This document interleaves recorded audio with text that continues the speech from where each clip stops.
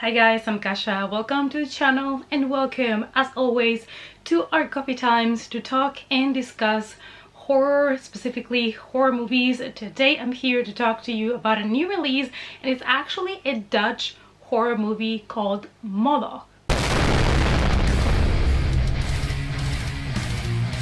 It's coffee time.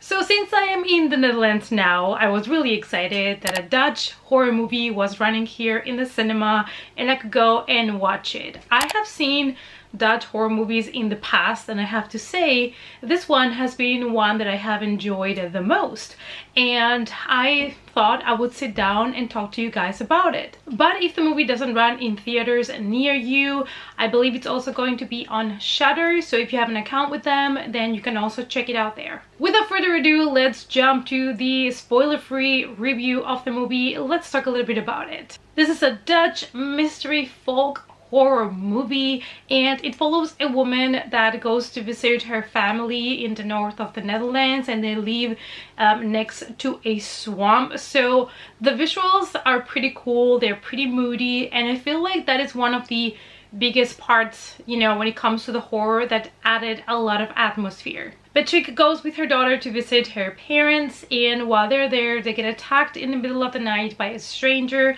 So she needs to find out what is happening, why did these strangers randomly target them, and if there's something else actually hunting them. Director and co-writer Nico van den Brink makes his feature filmmaking debut in this movie about a mother and her child in a house on the edge of a swamp where archaeologists are exhuming preserves by gruesome corpses from many centuries ago. This movie has a little bit of everything. It has some atmospheric moments, kind of a couple of jump scares here, ghost story there.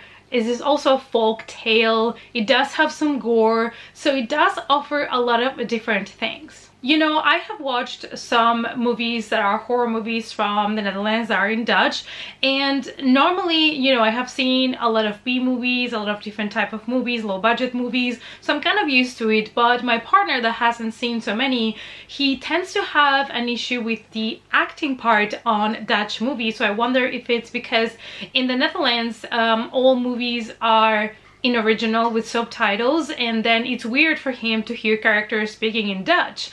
So I have to say though that he did find the acting in this film quite convincing, and so did I. I felt the acting was really strong and all the supporting actors did a really great job. But Sally Harmsen, who plays the main character, Patrick, she did such an amazing job carrying the movie, because her character goes through a lot of different emotions, a lot of different stages. She really does have an evolution throughout the film, and I feel like she did it so flawlessly that it was amazing, and it gave a kind of a feeling in this movie that all the characters were super relatable, because the way she interacted with everybody made this movie actually one of those where you do care what's going to happen to the main character, where you do kind of fear that something is going to happen to them. So I feel like her casting was one of the things that elevated this movie from your typical TV mystery thriller to a more nice and decent horror movie. When it comes to the film in general,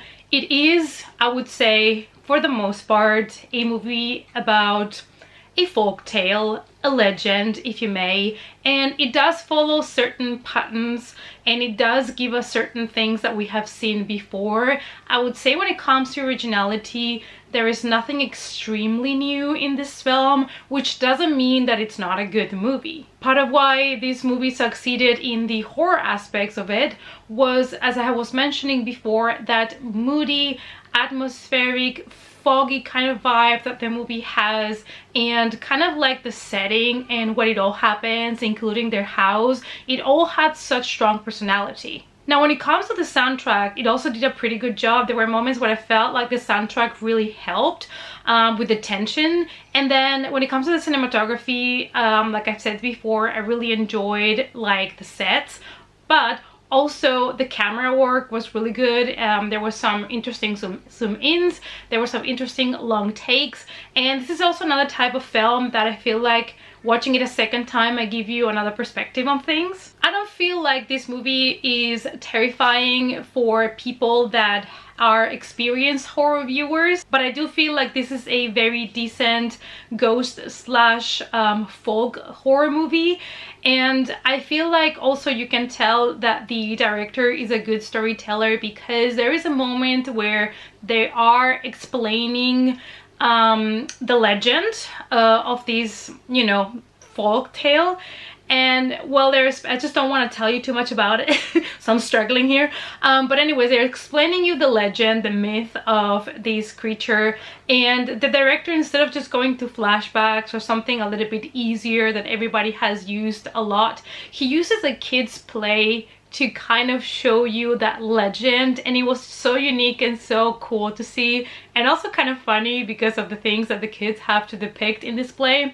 But I thought it was a really nice touch. Talking a little bit more in depth about the horror, as I've mentioned before, this is based on a folk tale, and it is inspired by a real legend from the Netherlands, but they give it a twist, so they do change a couple of things here and there. The style is often more reminiscent of the classic BBC television ghost stories, serious folk horror with convincing characters and minimal shock effects. If I would have to compare this movie with other movies without spoiling anything, I could tell you that it's something similar to The Woman in Black in some ways, and there are a couple of takes that reminded me of shots of that movie as well, the original one.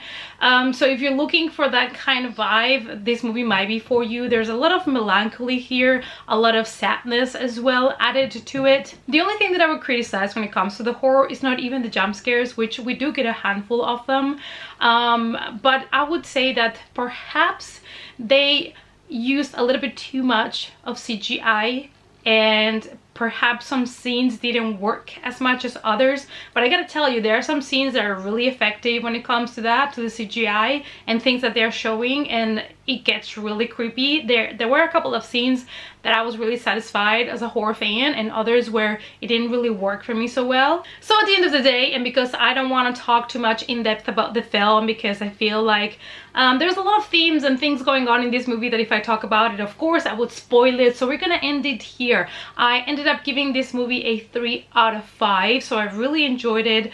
I would rewatch it, and I was actually surprised. I went in there expecting to be disappointed, not gonna lie. I went in there with low expectations, but I actually really enjoyed it a lot. Might have been because before I watched Last Seen Alive by Gerard Butler, and the acting in that movie, not good. So you know, I went from something bad and then I got this movie and I'm like, oh, this is good, I'm enjoying it. So I really do feel like this one deserves a shot, deserves a chance, so I really recommend you guys to check it out. I feel like if you guys enjoy a good ghost story, a good folk tale, something perhaps on the lines of Relic or The Babadook, something that also includes a family unit and sadness and stuff like that, I would recommend you guys to check this one out. If you do, let me know down below what you thought about this movie, and also let me know if you know of any Dutch horror movies that you've watched yourself or heard of. Let me know in the comments down below. I hope that you enjoyed this review, and I hope to see you all, as always, in our next coffee time. Bye!